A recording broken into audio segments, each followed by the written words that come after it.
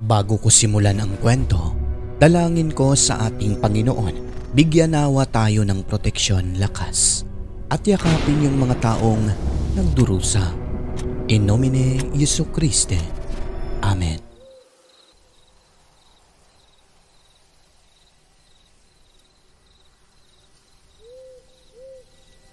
Bago tayo magsimula, nagpapasalamat pala ako sa mga nag-subscribe sa ating Southern Mindanao Creepy Experience or SMCA na channel natin, no? Andyan sa comment section at sa description box ang link. Kasi sa mga hindi pa nakakaalam mga kaibigan, ililipat ko po roon yung mga compilation sa video natin.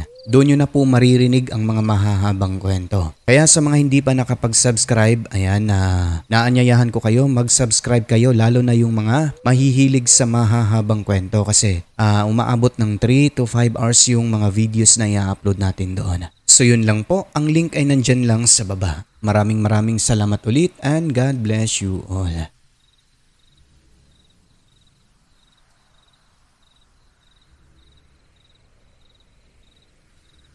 Magandang araw o gabi sa inyong lahat, lalo na sa ating butihing narrator Sir Alex. Tawagin niyo na lang po ako sa pangalang Catalina.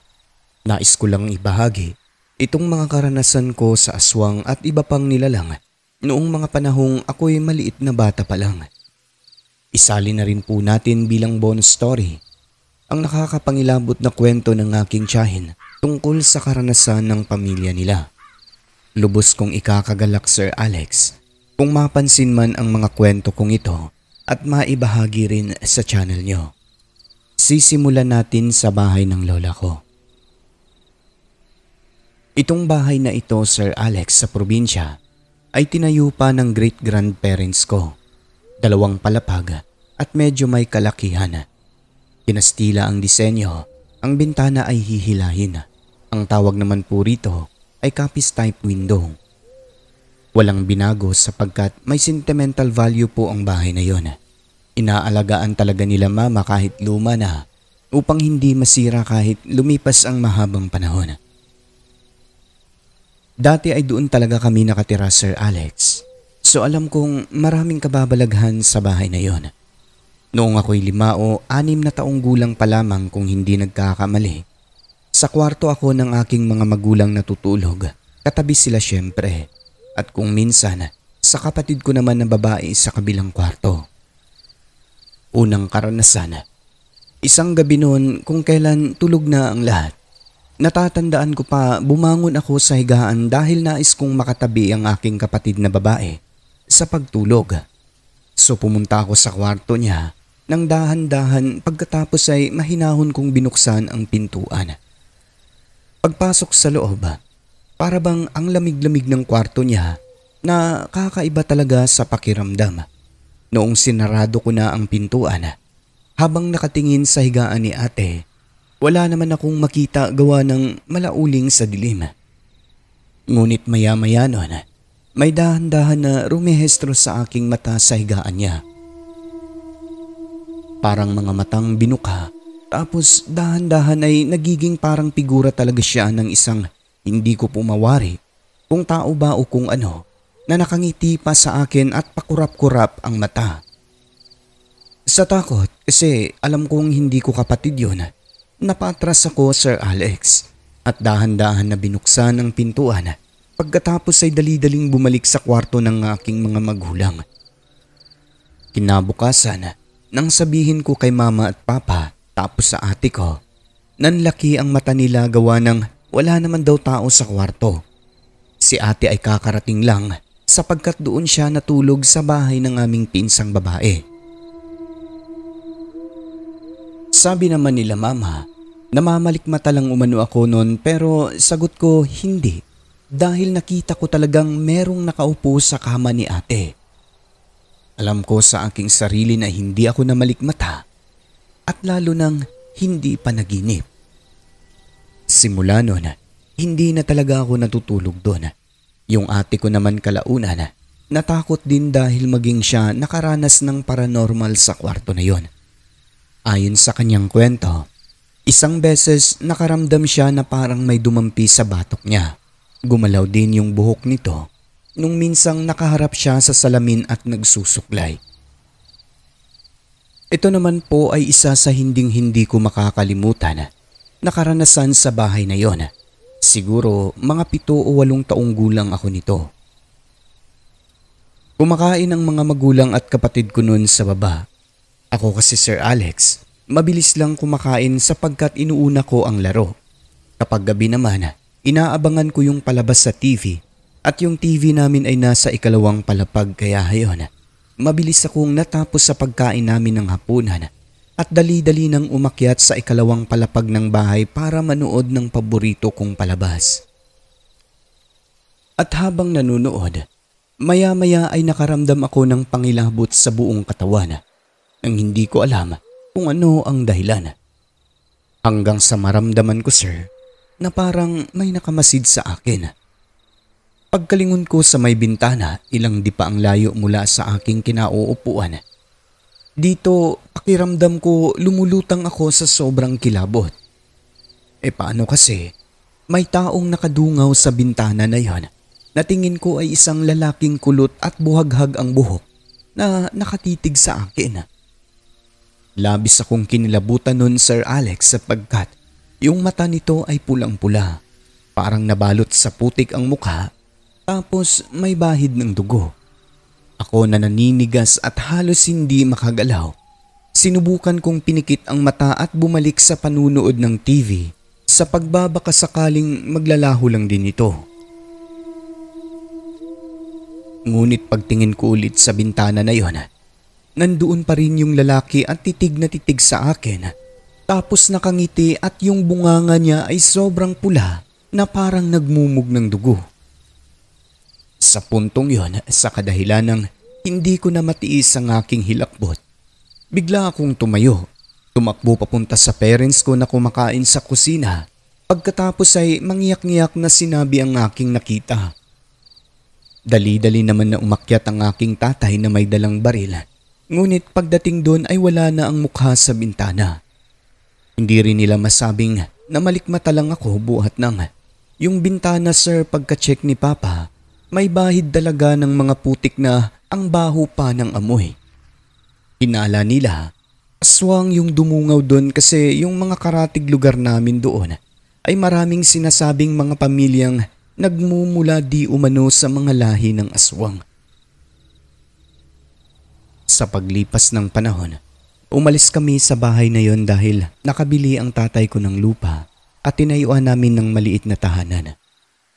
Naaalala ko pa, tuwing nabisita kami sa bahay ng aking lolo at lola, nagkukwento yung mga kapitbahay namin doon. Anila, minsan kapag malalim na ang gabi, may namamataan umano silang figura ng matandang lalaki na nakasombrero at nakaputi. May hawak na sungkod, tapos nakadungaw sa bintana. Meron pang isang bagong lipat lang sa lugar na yon na bumati pa sa napansin niyang taong nakatayo sa 2nd palapag ng bahay sa bintana kasi akala nito may nakatira sa bahay na yon. Nang malaman niyang matagal nang hindi inuuwian, walang nakatira, talaga namang kinilabutan silang lahat. Siguro yung nakikita nila, lolo namin na matagal nang pumanaw. Sabi ng aking inay, yung lolo daw namin na yon ay mahilig sa sombrero at may sungkod na pwedeng pamalo. Kaya base sa kwento ng mga tao, nasabi naming lolo talaga namin yon. Ito naman po, sir, ay kwento ng aking tiyahin sa father's side. Nakatira sila sa isang lugar sa Mindanao, malapit sa sementeryo na kung saan tinatapunan daw ng mga ina-abort na baby. Nasanay na lang sila roon, sir, na makarinig ng iyak ng bata na sinasabing mga kaluluwa raw ng supling na hindi matahimik. Unang karanasan, ganito po ang nangyari. Isang pagkakataon, 10:00 pasado kung kailan, nagpapahinga ang tiyuhin ko nun sa gilid ng daanan kasi galing ito sa inuman at dala ng sobrang kalasingan ay nakatulog siya. Malapit naman na yung bahay nila kaso hindi na nagawang dumiretso kasi nga pasuray-suray na raw ang daan. 12:00 pasado na ng hating gabi nang magising kasi hindi na niya kaya ang lamok na umatake. Medyo nahimasmasan na siya noon kaya umupo muna at nagpahinga saglit sa semento. Maya-maya noon, meron siyang napansin na gumagalaw sa may sementeryo. Habang pinagmamasdan niya ito, napagtanto niyang isang babaeng nakabelo ng itim na parang may nilalantakang kung ano na nakasilid sa karton sa gilid ng nicho. "Oy Day, anong ginagawa mo dyan gabi na? Patuwad-tuwad ka pa oh?" Paglingon daw sa kanya nung babae sir, bigla itong tumuwad gaya ng sabi ni Tio. Kaya ng mga sandaling yon, napatayo bigla at nawala ang natitirang kalasingan ng aking tiyuhin. Bunsod ng pagkakalarawan niya, isang aswang ang kanyang sinita base sa hitsura. Paano kasi, kahit madilim ang lugar na silay niyang sobrang pula ng mga mata nito. At ang nakakatakot pa Sir Alex, pagtayo ni Tio ay bigla umanong tumakbo ang nasabing nilalang na sa isang iglap ay naging aso sa kanyang paningin hanggang sa maglaho sa dilim. Kasunod noon, huni ng aswang ang kanyang nauulinigan sa paligid na paikot-ikot kung kaya sa puntong yun ay umaripas na ng takbo si Tio pauwi sa kanilang bahay. Nakakatawa nga ang kwento ni Tia sir dahil wala na umanong tsinelas si Tio pagkarating sa kanilang bahay. Namumutla pa ang mukha na akala mo nakakita ng multo. "Ay, sobra pa sa multo ang nakita ko. Aswang talaga." "Ay di buti nga sa'yo, palahubog ka man." Ang salitang palahubog sa mga hindi nakakaalam, yan po ay lasinggero. Palundag-lundag daw ito habang tumatakbo, kwento ni Tia. Sa kadahilan ng maraming halaman dun sa may sementeryo sir na kulay yelo at may tinik na talaga namang nakakatusok. Kinabukasan nun, nang balikan nila ang nicho kung saan namataan yung aswang, nandoon pa rin yung karton. Alam nyo ba kung ano ang laman? Isang fetus dahil meron pang natira na parang paa daw Sir Alex. Yun na lang ang natira dahil kinain daw ng aswang. Tinapon ng kung sinong nagpa-abort, nasundan siguro ng aswang kaya kinain ito. Simula nun sir, pinapabantayan ng taga-barangay ang sementeryo na yon upang maiwasan yung mga ganung pangyayari. Ngunit wala ring tumagal sa kadahilan ng maraming nagpaparamdam doon. Paano kasi ginawang tapunan ng mga batang ina-abort? Kaya ang mga kaluluwa nito ay hindi matahimik. Alam ko ang iba sa inyo ay hindi naniniwala na may kaluluwa rin ang mga ina-abort na bata kahit na maliit na fetus pa lang ito. Pero itong isang karanasan nila Tia ay isang patunay na lahat ng taong ginawa ng Diyos kahit nasa sinapupunan pa lang ng ina ay meron na talaga raw na kaluluwa. Buntis ang anak niya sa panganay. Ngunit sa kasamaang palad, na miscarriage ito Sir Alex kung kaya nahulog ng dalhin sa ospital. Doon mismo sa ospital nahulog ang bata. Masakit man bilang ina, kaso nandyan na kaya tinanggap na lamang ang nangyari. Sinabihan sila na pabindisyonan daw ang fetus na yon at ipalibing ng maayos nang sa ganon ay matahimik ang kaluluwa. Ngunit hindi ito ginawa ng pinsan ko sir. Sa halip ay bumili siya ng garapon para nandoon lang daw sa bahay nila. Makikita lagi kasi nga parang hindi rin tanggap ng ina na nahulog ang anak nito dahil sa kapabayaan. Hindi naman daw siguro magmumulto ang kaluluwa ng anak niya sapagkat hindi naman daw sinasadya na ma-miscarriage ito. Alam niyo yung garapon noong panahon sa mga tindahan na ang laman ay mga tinapay at biskwit? Yun mismo ang binili nila Tia ayon na rin sa kagustuhan ng anak. Nang maisilid na ang fetus doon, tinakpan lang ng puting tela pagkatapos ay ipinatong sa ibabaw ng kabinet sa may sala. Kinagabihan, may nauulinigan naman silang mga batang umiiyak sa sementeryo. Nagpaparamdam na naman ang mga batang walang awa na pina-abort ng ina. At gaya ng sabi ko kanina, nasanay na sila sa mga ingay na ganun kung kaya hindi na ito pinapansin. Pagpatak ng madaling araw, mga 2:00 pasado, Nagising silang lahat sir dahil nakarinig naman ng iyak ng bata. Ngunit sa pagkakataong ito, sobrang lakas daw ng iyak na akala mo nag-wild. Hinanap nila ang pinagmumulan. Naghahawakan pa ng kamay buhat ng ramdam nilang lahat na nasa loob lang ng bahay. Sa maniwala kayo o hindi, dinala sila ng iyak sa may ibabaw ng kabinet kung saan pinatong yung fetus na anak ng aking pinsan. Nalaman nila Sir Alex, doon mismo sa garapon nagmumula ang iyak ng bata. Nang dahil sa pangyayari ay talaga namang hindi sila nakatulog.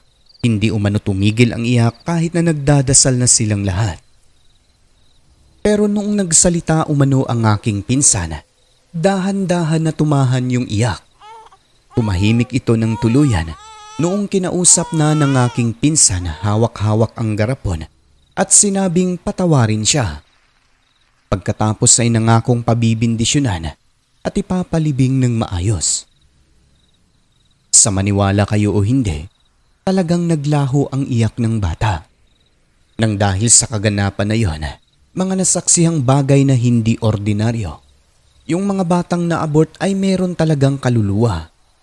Ganyan tayo ginawa ng Diyos kaya matapos noon ay pinabindisyonan nila ang bata at pinalibing ng maayos.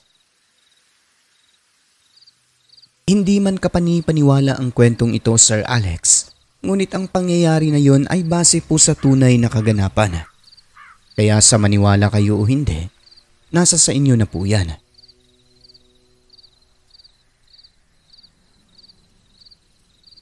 At yun na po muna sir ang mga kwentong ibabahagi ko. Mayroon pa po tayong marami kaya antabayanan nyo na lang. Lubos na gumagalang. Catalina ng Kabisayaan.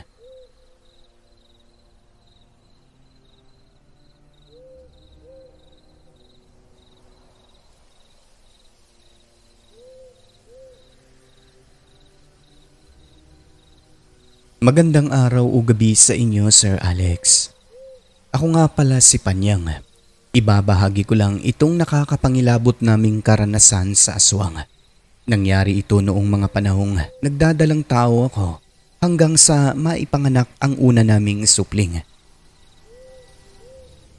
Taong 1999, nabuntis ako sa una naming anak. Nakatira pa kami noon sa isang bukiring bahaging lugar na kung saan puro palayan at maisan ang iyong matatanaw. Magsasaka kasi ang hanap buhay ng aking mister, ngunit hindi kami ang nagmamay-ari ng lupa. Kumbaga, namumursyento lang sa kita. Alam nyo naman po sa bukid sir, malalayo ang mga kapitbahay so tahimik at payapa talaga ang lugar na yan, lalo na sa gabi. Tulad ng bahay ng aking mga magulang, yung bahay po na aming tinitirhan ay maliit lang pero maayos naman po at matibay ang pagkagagawa ng may-ari. Ang dingding nito ay yari sa tablang pinagtagpi-tagpi at meron itong 2 kwarto. Sa labas ang lutuan namin o dapog, pati na po yung palikuran. Yung bintana ay jalousie type ngunit yari po siya sa kahoy tapos yero naman po ang bubong.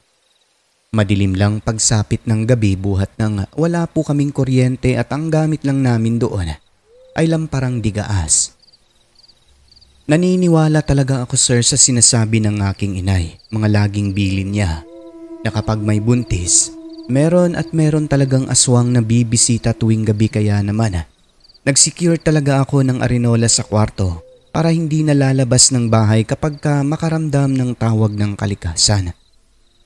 Ano kasi nung hindi pa ako nagdadalang tao, ay wala naman pong nararamdaman na kakaiba sa paligid tulad ng mga huni ng ibon na hindi ko pa narinig sa tanang buhay ko. Mga weird na ingay na sa mga radyo ko lang naririnig noon. Dati nung hindi pa ako buntis kahit walang lampara, okay lang talaga, hindi ako natatakot at mas gusto pa namin yun mag-asawa. Lalo pat malamig ang klima roon. Kung minsan kapag nagpapatubig ang aking mister sa taniman namin ng gabi, kahit mag-isa lang ako sa kubo ay wala naman pong problema. Nakikinig lang ako ng radyo roon hanggang sa matapos ang aking mister. Ngunit simula nung nagdadalang tao ako, Sir Alex, tuwing gabi may nauulinigan talaga akong huni ng tingin ko ay galing sa isang aswang sa paligid. Kaya simula noon, hindi na ako nagpapaiwan sa kubo naming mag-isa. Naalala ko yung mga kwento ng aking inay dahil parehong-pareho sa mga sinasabi niya yung naririnig kong mga ingay. Hindi ko alam kung naririnig din ba ito ng aking mister kasi ang lagi niya pong sinasabi ay wala naman daw. O maaaring hindi niya lang inaamin sa akin sa kadahilan ng baka matakot ako, di ba?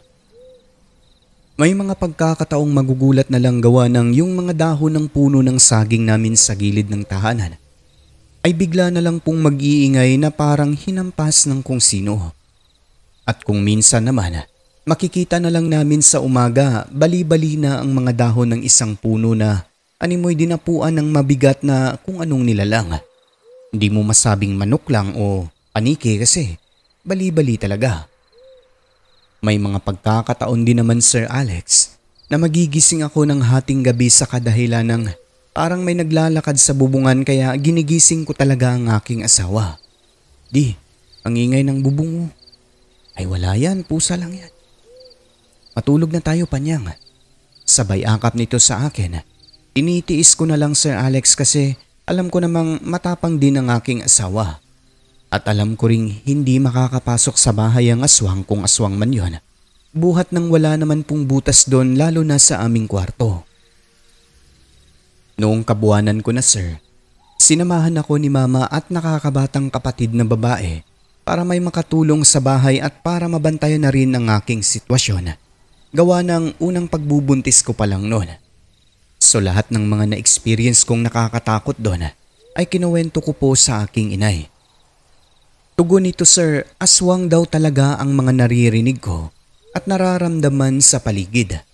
Nandyan daw talaga yan, lalo pat buntis ako at tahimik ang lugar namin doon. Kaya malimit niyang bilin, mag-iingat lagi. Minsan isang hapon, Sir Alex, 5:00 pasado kung kailan, nagtatakip silim na noon. Habang abalang nagluluto ang nanay ko sa kusina ng ulam, yun na lang ang hinihintay namin para makapaghapunan. Maya-maya ay may namataan siyang isang asong kulay itim na pumasok sa aming bakuran. Paamoy-amoy ito, sabi ni nanay. Nakabahag ang buntot at dahan-dahan na naglalakad papasok na akala mo may utak, Sir Alex. Pinagmamasdan lang siya ni mama. At nung makalapit pa ng bahagya, una niyang napuna isa lang ang tenga nito na para bang tinapyas ang isa sa kanan na bahagi tapos puti ang isang mata na sa kanang bahagi rin.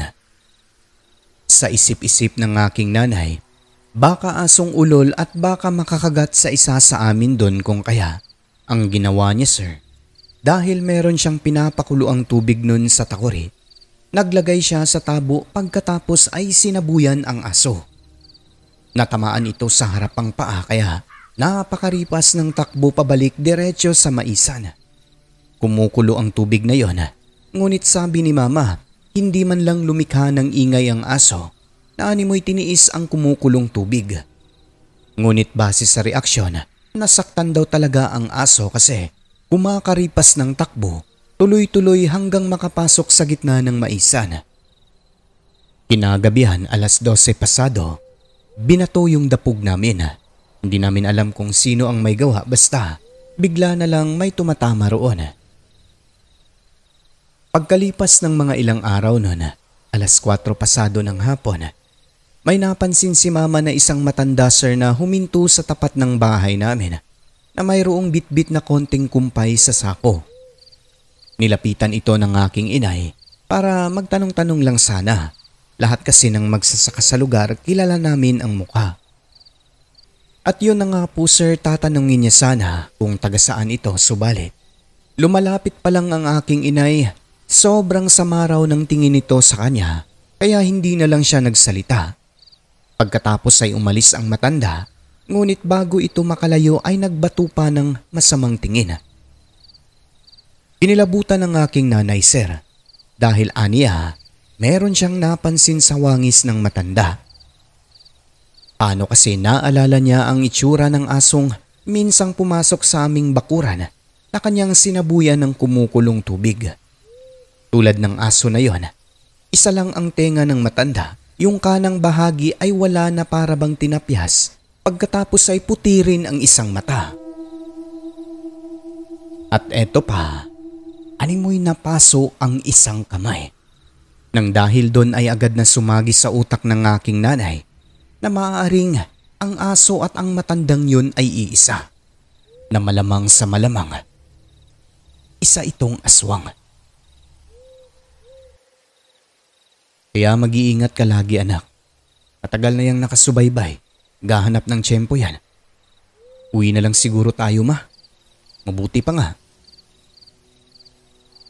Noong linggo na yun, sir, ay nakapanganak naman po ako ng maayos. Hindi sa bahay kundi sa isang paanakan doon sa baryo. Gabi ako nanganak noon, mga alas 11 pasado. Naalala ko nagkagulo pa sa labas sapagkat meron umanong malaking aso na nakatayo sa may bintana kung saan ako nanganganak. Sabi ng isang nakakita, isa lang ang tenga ng asong yon na kanila pang hinabol. Kahit paikay-ka pa kung tumakbo, ang bilis daw nakalayo, Sir Alex, kung kaya hindi nila ito naabutan o nakita kung saan sumuot. Nasabi na lang ni Mama, aswang ang asong yon at yun din ang asong namataan niyang pumasok sa bakuran namin sa bukid at sinabuyan niya ng mainit na tubig. Imagine niyo na lang, sir, malayo ang baryo namin kung saan ako nanganak. Di namin akalain na maging doon ay masusundan kami ng aswang na yon. Nang dahil sa pangyayari ay umuwi muna ako sa bahay ng aking mga magulang, ayon na rin sa kagustuhan nilang lahat. Nag-aalala kasi sila sa maaaring mangyari kapag uuwi agad sa bukid pagkatapos manganak. Mahirap ang sitwasyon bunsod ng may aswang na laging nagmamasid doon na maaaring naghahanap lang ng tiyempo upang makapambiktima. Kung sinundan ako hanggang sa paanakan, paano na lang doon, di ba? Kaya minabuti na ni Mama at Papa at ng aking asawa na doon na lang muna pansamantala sa bahay ng aking mga magulang, lalo pat may mga pagkakataon na nagpapatubig ng taniman ng aking mister kung minsan sa gabi. At yun na nga po, yung asawa ko naman noon ay nagpaiwan sa bukid dahil binabantayan ang mga tanim at yung mga alagang hayop. Buong akala namin ay okay na kasi nga nasa puder na kami ng mga magulang pansamantala habang maliit pa ang aking anak. Hindi namin inasahan na maging sa bahay ng aking mga magulang ay sinundan talaga kami ng aswang. I-describe ko lang. Yung lugar po ng aking mga magulang, sir, kung saan kami pinanganak at lumaki ay tahimik din po buhat ng distansya rin ang mga kapitbahay. At gaya ng sabi ko kanina, maliit lang din po yung bahay namin na yon at jealousy type din ang bintana na yari sa kahoy. At dahil unang apo ito ng aking mga magulang, talaga namang nanay ko ang nagbabantay lagi sa aking supling. Isa sa dahilan, hindi raw ako marunong humawak ng bata. Natatawa na lang ako sa aking inay kasi tingin niya sa akin noon ay bata. At dahil tag-init ng mga panahon na yon, gumawa siya ng duyan para sa supling namin. Kinabit ni Mama malapit sa bintana upang may sariwang hangin na malalanghap ang bata kahit na nasa loob ng bahay. Maging sa pagtulog sa gabi, sir, ay sinanay pa rin ang nakatingin sa aking anak. Kumbaga, parang siya talaga yung ina nito at magigising na lang ako sa umaga na nasa labas na sila. Hanggang sa isang gabi pa, dito nangyari ang mga bagay na talaga namang nagpakilabot sa aming lahat. Maalinsangan ang gabi na yon. Maaga pa nun, siguro mga alas 7 pa lang ng gabi. Kumakain kami sa kusina habang si Mama sayaw ng sayaw sa gilid para makatulog ang apo. Sabi ko pa, Mama, kain ka muna. Ay, mauna na lang kayo muna dyan. Patutulugin ko lang itong apo ko. Ay, ikaw po bahala, Ma. Habang nagkukwentuhan, makaraan ng ilang minuto, naririnig namin ang mga alulong ng aso sa malayo, papalapit hanggang sa yung sa mga kapitbahay naman po namin ang nagsisi-alulong. Dun huminto ang ingay na para bang may nakitang kung ano. Kinikilabutan naman kami sa kwento ni nanay sapagkat kapag may ganun daw sir ay may mamamatay sa lugar. Di nagtagal ay umiyak ang bata kung kaya pumasok si mama sa kwarto upang patulugin na sa duyan. Mas gusto kasi ng supling sa duyan at kapag makahiga siya roon ay talaga namang madaling makatulog. So habang kumakain, maya-maya ay nagkagulo kaming lahat buhat ng yung nanay ko po sir ay sigaw ng sigaw at nagmumura pa sa kwarto. Kaya sa aming pagkataranta ay dali-daling nagsitakbuhan papunta sa loob. Nadatnan namin ang maglola sir sa may pintuan at mura ng mura ang nanay ko tapos may tinuturo siya sa bintana. Manong nangyari? Mangiyak-ngiyak na sumagot ng aking inay at sinabing meron umanong 2 kamay sa bintana na pilit inaabot ang batang natutulog sa duyan. Isa umano itong aswang Sir Alex dahil yung kamay na yun ay payat, mabalahibo at matutulis ang mahahabang kuko. Ganon ka-agresibo ang nilalang na ito, walang takot at pag-aalinlangan kahit na may ilaw sa loob ng kwarto. Mabuti na lang at nabatid ni mama na gumagalaw ang duyan kasi yung isang kamay niya po ay nakahawak dito. Yung kortina naman ay nakahawi na tapos naririnig niyang may hingal na parang isang taong nahihirapang huminga sa bintana. Kaya natuon ang atensyon niya roon at nakita ang 2 kamay na pilit inaabot ang supling sa duyan. Kung hindi niya napansin yun sir, malamang sa malamang ay wala na ang aming anak. Maaari kasing malusot doon ang bata, bunsod ng maliit pa talaga ito. At alam niyo naman ang mga bata na ilang days pa lang, malambot pa ang ulo, di ba? At yun na nga po, kasunod ng tagpong yun ay umalulong naman ang mga aso sa kapitbahay pagkatapos tumahimik. Palayo ng palayo ang mga alulong sir hanggang sa nasundan ng katahimikan. Yung tatay ko naman sa sobrang galit ay agad na lumabas ng bahay bit-bit ang itak pagkatapos ay hinanap ang aswang sa labas. Nagkagulo pati mga kapitbahay, buhat ng sigaw at hamon ng aming itay. Magpakita ka. Hanggang dito sinundan mo ang apo ko ha. Harapin mo ako kung matapang kang aswang ka. Ngunit walang aswang na nagpakita, sa halip mga kapitbahay ang lumapit. Anong nangyari pare? Di ay pare, may aswang. Inaabot yung apo ko sa bintana. Buti na lang nabantayan ng miss ko. Kung hindi wala na ang apo ko eh. Ala, talaga ba? Sandali pare, tawagin ko lang yung iba. Hanapin natin. Maya-maya ay nagsidatingan ang mga kapitbahay. Nang dahil sa nangyari, sinuyod ng mga kalalakihan ang lugar. Wala silang nadatnan ngunit may napansin silang isang aso sa malayo na nakatanaw lang sa mga nag-uumpukang tao. Dali-dali nila itong tinungo.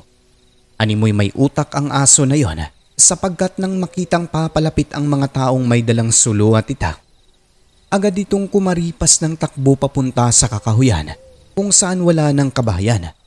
Na tila ba alam nitong siya ang pakay ng mga tao. Sabi ni nanay ay yun daw ang aswang na ganyong aso upang hindi mapagkamalan ng mga tao. Inakala pang may mamamatay sa lugar kapag makarinig ng mga alulong ng mga aso.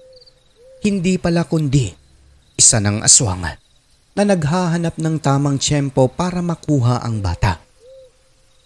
Ngunit salamat sa Diyos, hindi naman nagtagumpay sa maitim na balak. Matapos ang insidenteng yun Sir Alex, yung mga bintana ng bahay namin ay talagang ginawa ng lock ni Papa. Dati kasi, sinasarado lang at kapag itulak mo sa labas ay mabubuksan talaga. Maliban na lang kung maglagay ka ng mga bagay na pangharang sa loob, sa ilalim ng bintana upang hindi mabuksan kapag itutulak sa labas. Binudburan din ng mga asin ang lahat ng bintana namin, pati na ang mga sulok ng bakuran upang hindi makalapit ang masamang nilalang. At simula noon, alerto na ang mga tao sa lugar buhat ng meron din talagang mga bata roon na pwedeng mabiktima ng aswang anumang oras kung makursunadahan ito. Mas mainam na yung nakahanda lagi kesa sa magsisi sa huli. Sa awa naman po ng Panginoong may likha, Sir Alex, maayos naman po ang lahat. Hindi na kailanman nagparamdam at nagpakita ang aswang na yon. Ngunit ang karanasan namin na yon ay dala-dala ko pa rin talaga hanggang ngayon. Kailanman, hindi ko talaga makakalimutan na minsang sinubukang kunin ang aking anak sa duyan ng isang aswang sa bukid.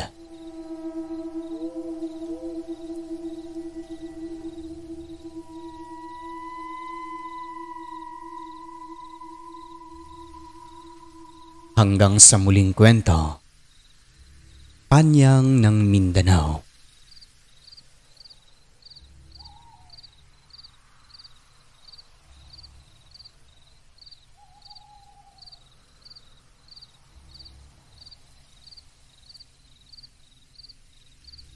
Ang mundong ating ginagalawan, nababalot ng kahiwagaan na tanging ang Diyos lamang ang siyang may kasagutan. Ako po si Alex. Magandang gabi.